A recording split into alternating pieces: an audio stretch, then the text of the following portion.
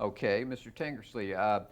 Now we were talking about television coming on, and we were talking about you mentioned something about Mr. Paley maybe not being that interested in television at first. Is that you want to pick up on that? Well, that's the conventional wisdom anyway throughout the industry that Paley had gotten to the top in radio, and all of a sudden he's making a lot of money, and this television business is going to be slow and it's going to cost a lot of money, and he was becoming very social too. He was an absentee chairman, so Stanton took it over, and it's Frank Stanton who really made the television network. There's no question of that.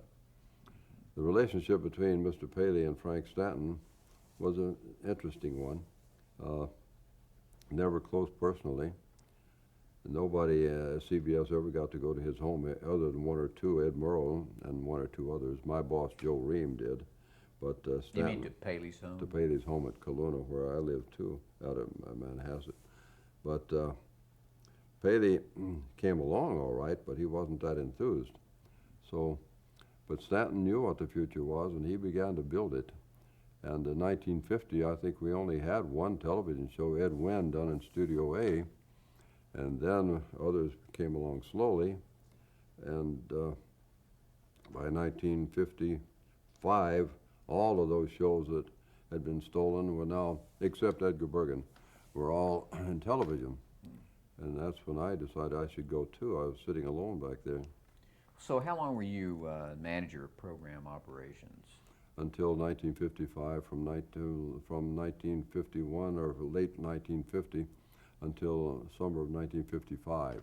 And then you made a move into I went what out to position? Television City as director of program practices. It wasn't called program practices, it was simply called editing. Later it was named program practices and given more authority still after the quiz scandals. But Well, now when you took that position, what was the idea for the position? well, the idea was that television had grown very fast, and we had lots of shows that were getting a little out of control. There was too much violence on the air. Fulbright had a hearing. There are other problems in Washington, and they wanted a stronger editing department, and asked me to go out there. And again, like back in Ogden, they said, your budget's going to be yours to name, and build new office, everything at Television City. And I knew this Television City very well because I was involved back in radio when we started that in about 1951, I guess. And we were on Monday morning staff meetings. I had to take minutes there for a time, and I had one column for Television City paleontology because every week they would find fossils. It's near the tar pits, and I guess that had something to do with it, near the Los Angeles tar pits where they had all of these old bones. So they'd find something new every week. And we built that thing very fast. Pereira and Luckman designed it, the first made-for-television studio in this country. And it's a beautiful studio and still is and well-maintained. So then we opened it in October of 1952. But I had some departments that were divided between radio and TV. Guest relations was still mine for television and things like that. So I was working in both until about 1955, when radio was pretty dead and most of my departments had dwindled.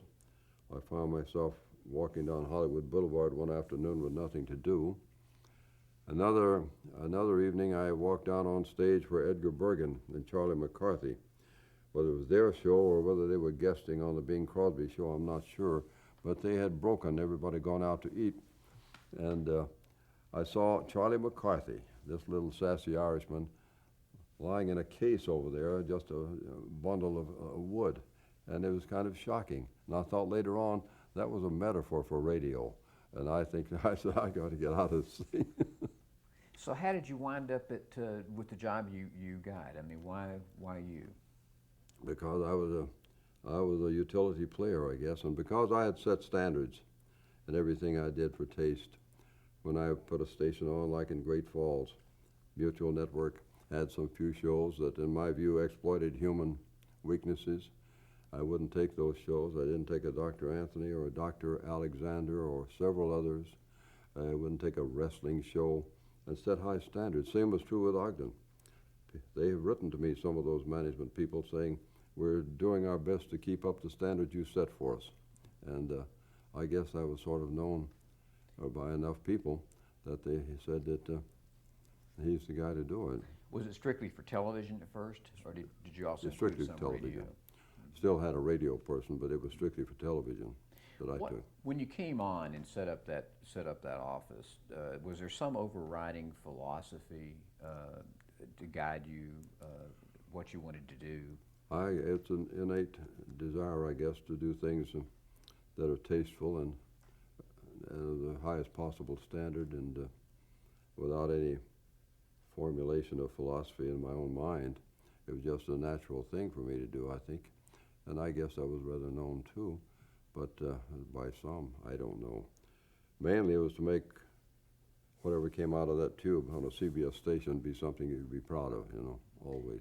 Did you have any kind of advisory board or advisors that you got to help with or anything like that? I was a czar. I wanted to be a czar. They wanted to be a czar, and I ran it that way. The first week I put together forms. They'd never done that before. Very formalized approach to it.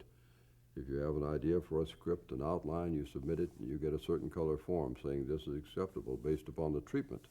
You looked at the treatment, the thesis, and the theme of every show. And then if they developed a script, one of my editors would send them a report. If you make certain changes, this is acceptable, or it's acceptable in its entirety. Then we look at the film, the rough cut, and you get another form for the rough cut. You see that everything has been done that they said. And then the final film, the answer print, is looked at, the whole thing. And if there's a promo, anything, we're going to prove every single thing that goes on. And to make it look like a Kennesaw Mountain Landis, everyone had my name at the bottom in big black letters. That terrible person up there, and the editor signed it. Partly because the motion picture industry held us in a bit of disdain, and you had to let them know that we were not just some little promotion that's going to go away. Television is here, and we have standards, and you're going to have to obey them.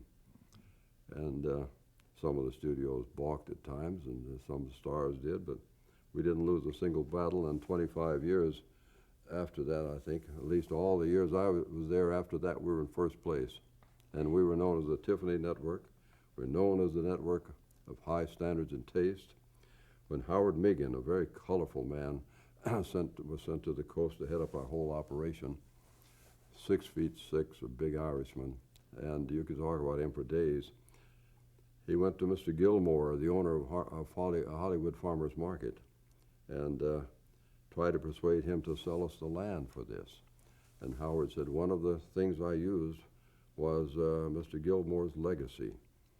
And how do you want to be remembered? How about CBS television? You'll find it to be in perfect taste. Your name will be protected by being associated with a network that's in perfect taste. He said it impressed Mr. Gilmore. He sold him the land. And if you've been to TV City, you'll notice there's an oil well, and back to an oil well came with the deal. How he shared the revenue, I don't know. So that's what the term Tiffany Network means then. You're talking about the quality. Quality, and just standards. quality. And taste is part of it, but it's quality. Did Frank Stanton ever give you any direction about what he expected in terms of standards and Not quality? directly, no. No. Usually Stanton would call to say, what's the answer on this? What do you want to do with this? Because there's one person in between Stanton until I went to New York, always. It was Herb Karlborg at one time, and then Joe Ream. And I didn't report directly to Frank Stanton. And then later Stanton developed a very good management organizational thing when he made a president name for each division. That partly kept the affiliates from coming directly to Frank. They had to go to the president in charge of their particular division.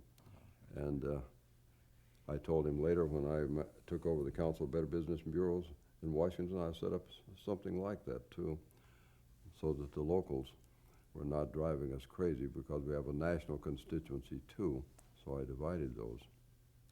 But Stanton, his reputation was known. He stood for quality and high standards.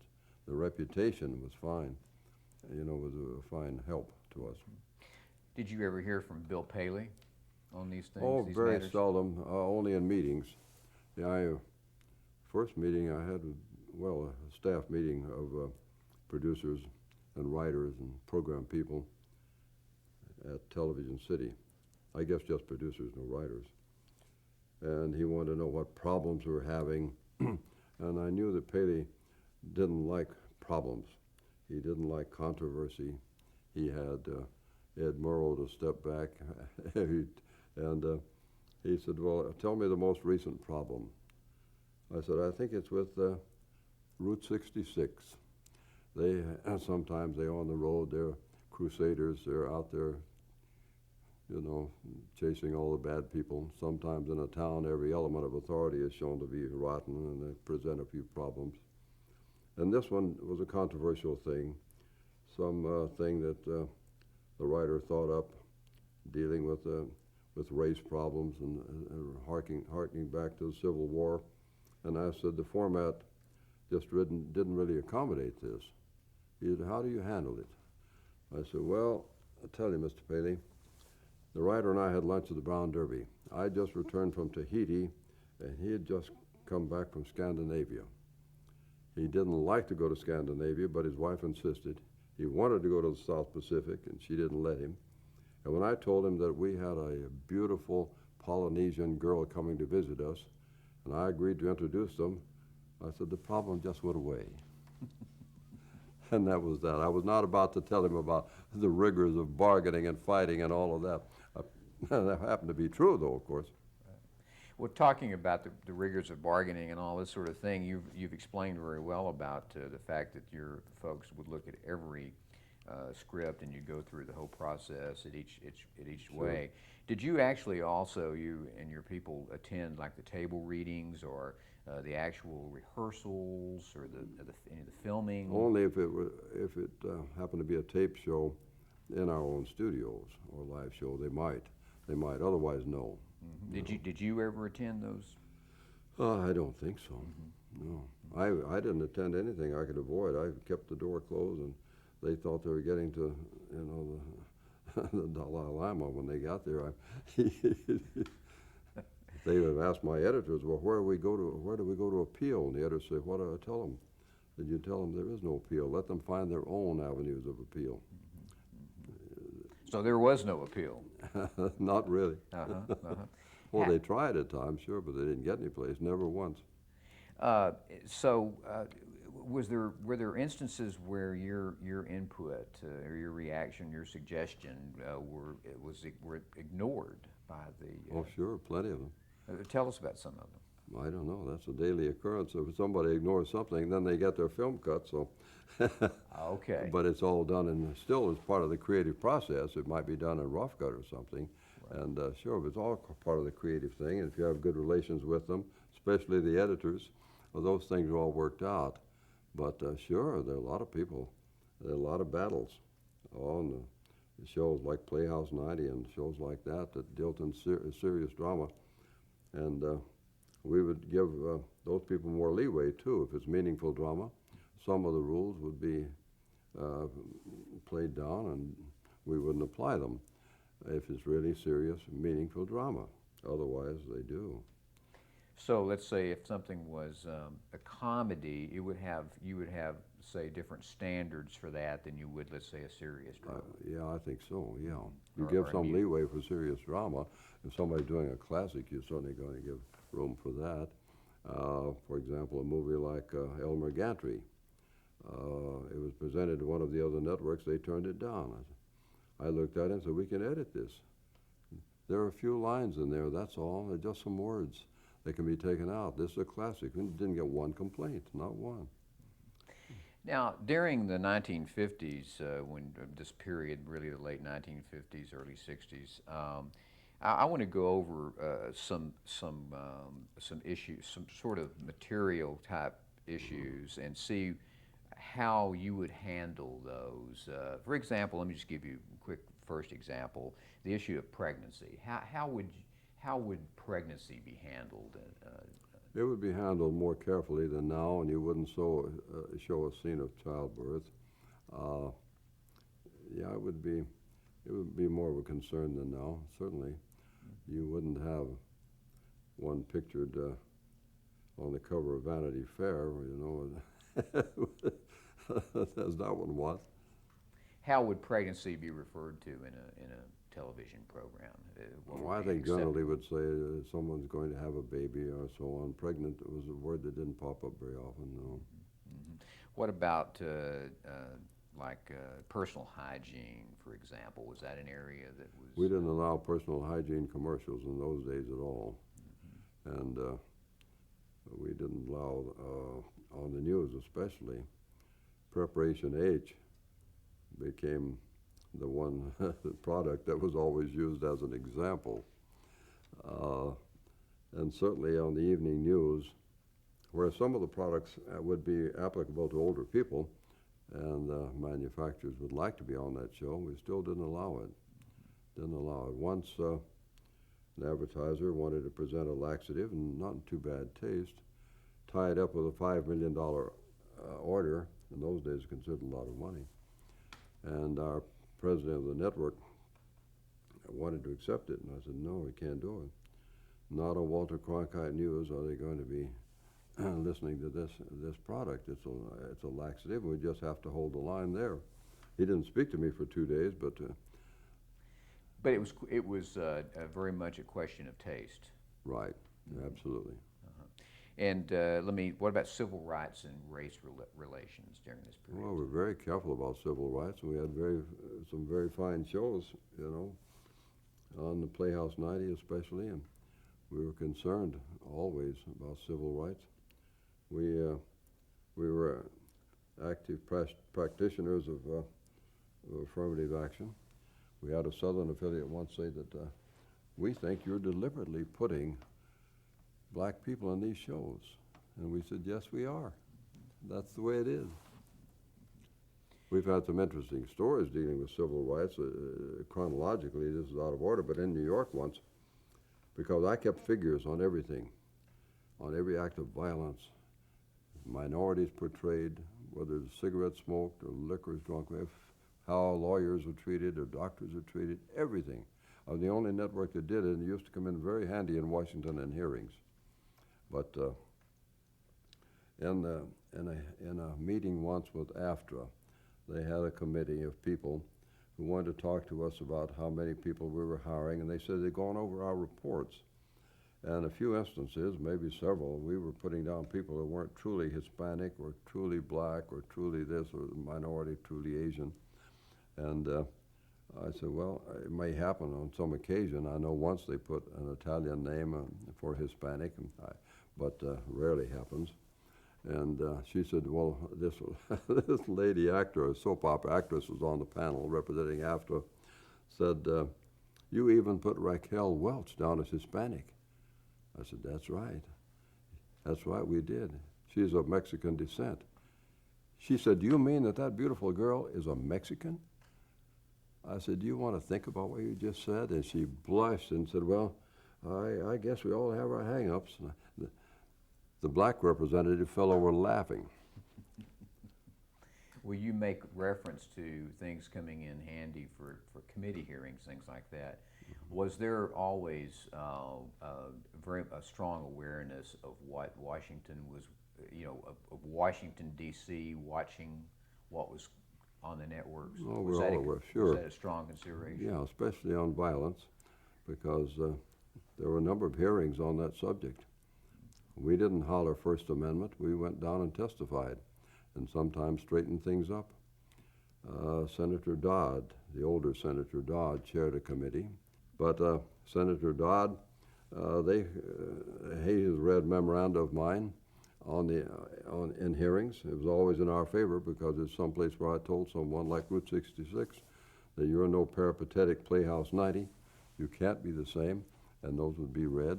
And Senator Dodd once shook my hand and said, I wish the other broadcasters had people like you.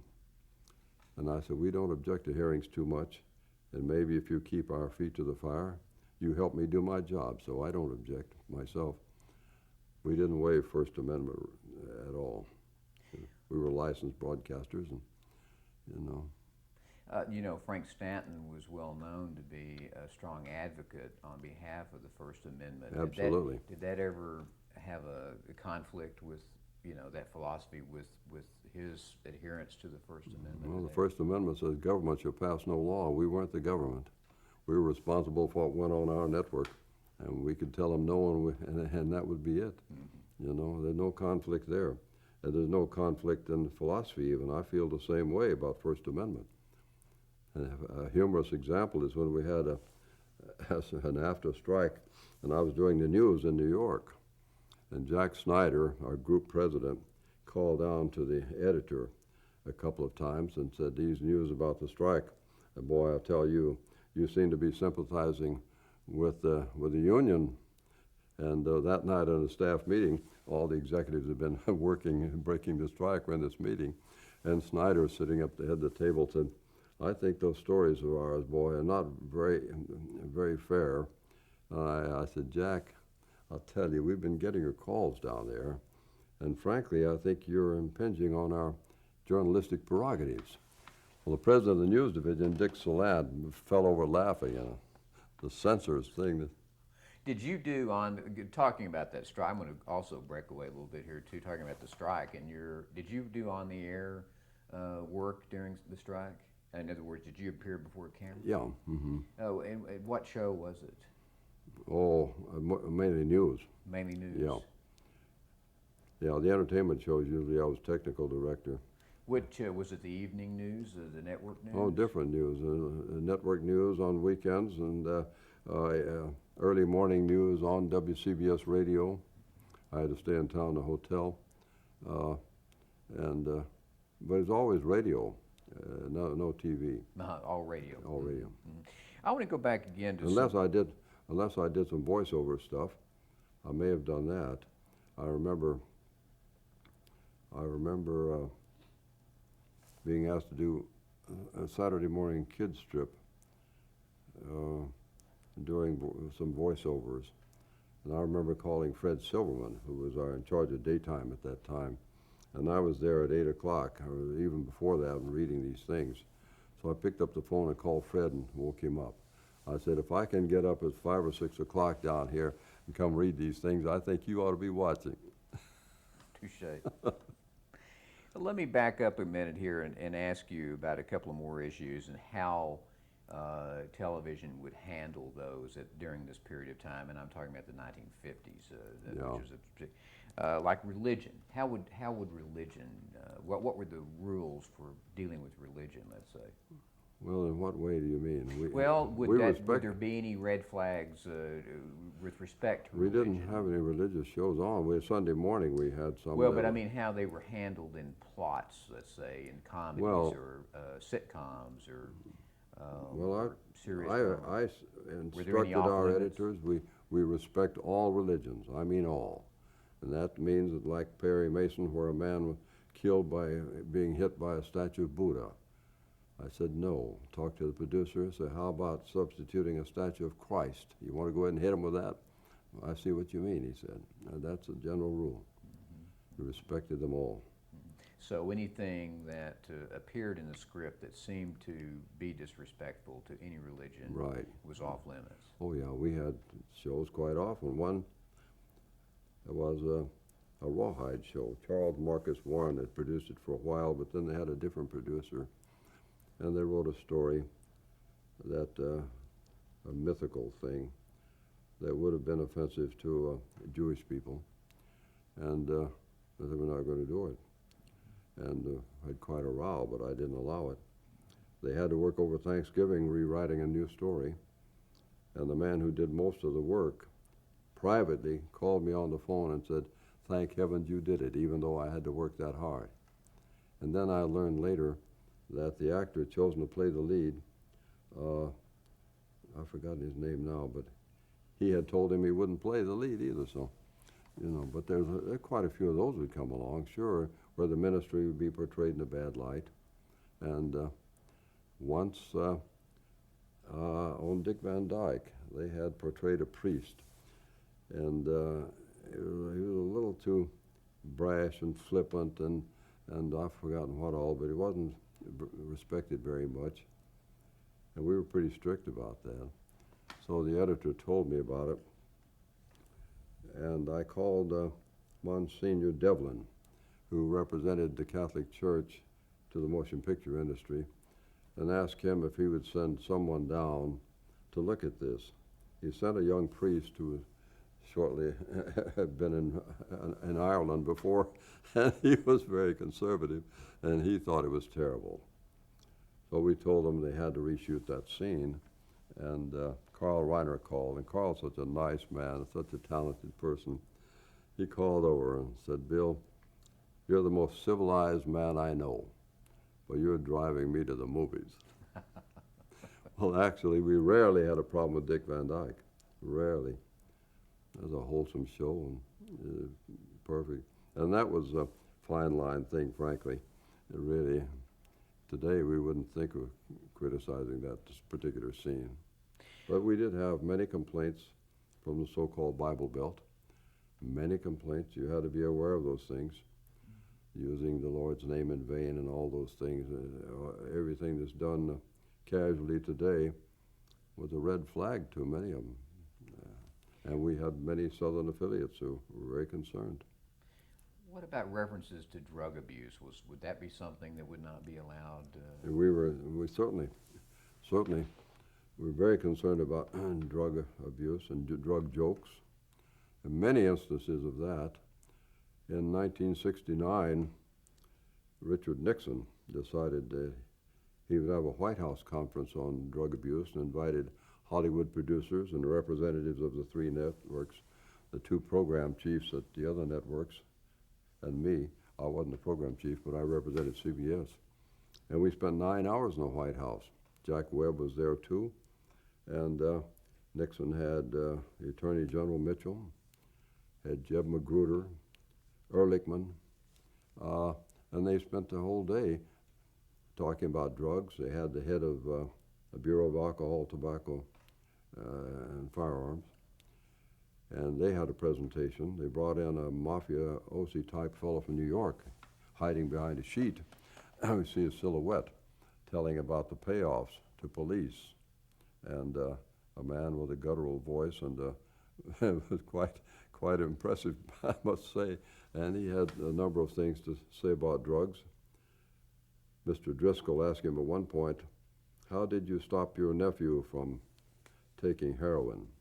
Would you tell us that story again?" He said, yeah, I broke his arm. He couldn't do much after that. Well, and we all believed he did. Well, that's a good point where we can stop and change.